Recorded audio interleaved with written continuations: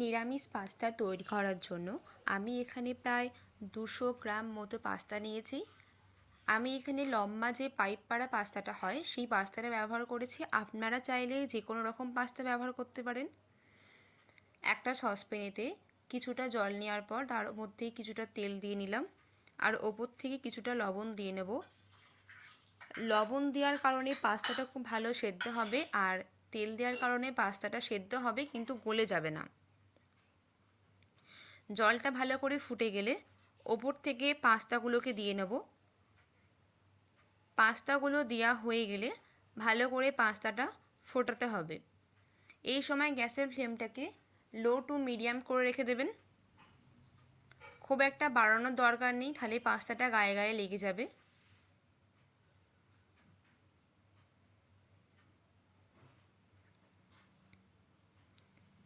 পাস্তাটা ততক্ষণ হতে হতে আমি একটা কড়াইতে কিছুটা তেল দিয়ে নেব।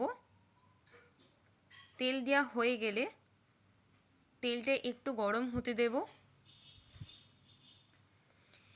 তেলটা একটু গরম হয়ে যাওয়ার পর আমি ওপর থেকে আগে থেকে কেটে রাখা সবজিগুলোকে একে একে দিয়ে দেবো।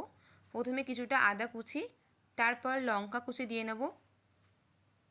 যেহেতু নিরামিষই পাস্তা বানাচ্ছি তাই আদাটা দিতেই হবে। আদাটা না দিলে খেতে ভালো লাগবে না। আদাটা দেওয়ার কারণে পাস্তাটা খুব ভালো গন্ধ ছাড়বে। তারপর ওপর থেকে একে একে কেটে রাখা সবজিগুলোকে দিয়ে দেবো। প্রথমেতে গাজর কুচিটা দিয়ে দেবো। খুব ভালোভাবে ভাজতে হবে গাজরটা। এই সময় গ্যাসের ফ্লেমটাকে লো টু মিডিয়াম করে রেখে দেবেন।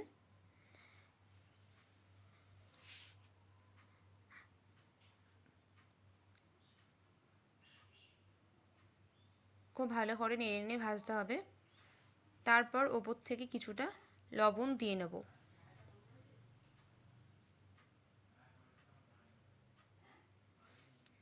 লবণটা প্রথমেই দেবেন না, 2 থেকে 3 মিনিট ভেজে নেওয়ার পর তারপর লবণটা দেবেন। প্রথমেই লবণটা দিলে সবজি থেকে জল কেটে যাওয়ার সম্ভাবনা থাকে। খুব ভালোভাবে সবজিটা ভাজতে হবে।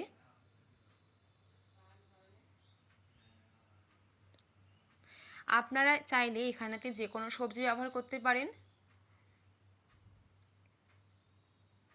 আমি এখানে শুধুমাত্র গাজর আর ক্যাপসিকাম ব্যবহার করেছি। আপনারা চাইলে লাল আর হলুদ রঙের যে ক্যাপসিকামটা হয় সেই ক্যাপসিকামটাও ব্যবহার করতে পারেন। সবজিটা খুব ভালোভাবে ভাজতে হবে, কাঁচা থেকে গেলে খেতে ভালো লাগবে না।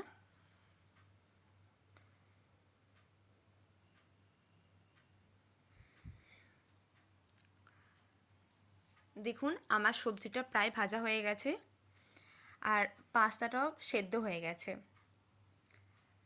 পাস্তাটা একটা জায়গাতে ঢেলে রাখতে হবে। ওপর থেকে কিছুটা ঠান্ডা জল দিতে হবে যাতে পাস্তাটা গায়ে গায়ে লেগে না যায়। আমার এখানে একটা ভুল হয়েছে, সেটা হচ্ছে আমি এখানে সসটা দেওয়ার সময় ভিডিওটা অন করতে ভুলে গেছিলাম।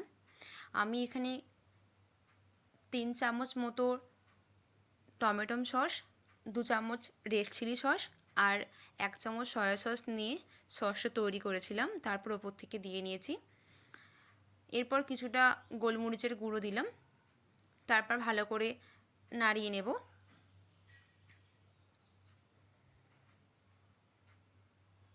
আমি যখন সসটা দিই তখন আমার মনে পড়ে যে আমি ভিডিওটা অন করিনি। তারপর আগে থেকে যে সেদ্ধ করা পাস্তাগুলোকে ওপর থেকে দিয়ে নেব। খুব ভালো করে মেশাতে হবে সসটার সঙ্গে পাস্তাটা, যাতে পাস্তার ভেতর পর্যন্ত সসটা ঢুকতে পারে।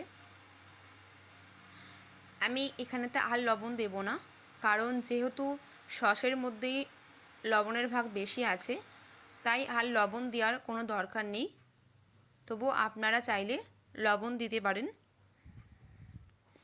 সয়া সসে যেহেতু লবণের পরিমাণ বেশি থাকে তাই আর লবণ দেওয়ার কোনো দরকার নেই।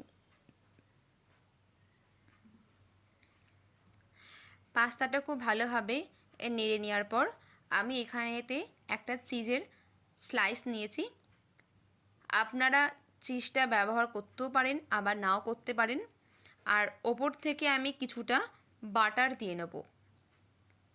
বাটার আর চিজ দিলে খেতে খুব ভালো হয়, সেই জন্যেই ব্যবহার করা।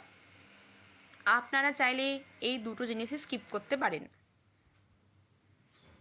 দেখুন চিজটা আস্তে আস্তে মেল্ট হতে আরম্ভ করেছে।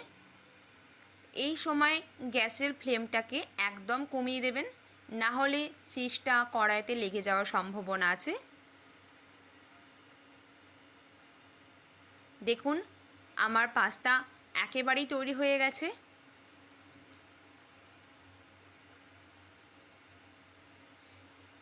আমি এই পাস্তাটা একটা জায়গাতে ঢেলে নেব। দেখুন পাস্তাটা একদম তৈরি হয়ে গেছে। গ্যাসের ফ্লেমটা একদম বন্ধ করে নিয়ে একটা জায়গায় পাস্তাটা ঢেলে নিলাম। আমার পাস্তা একদম তৈরি। আপনারা চাইলে বাড়িতে ঠিক এরকমভাবেই পাস্তাটা বানাতে পারেন। একবার অবশ্যই বানাবেন, খেতে খুব ভালো হয়। আমার ভিডিওটি যদি আপনাদের ভালো লেগে থাকে তাহলে ভিডিওটি অবশ্যই like, comment, share and subscribe করে দেবেন। ততক্ষণ ভালো থাকবেন, সুস্থ থাকবেন। ধন্যবাদ।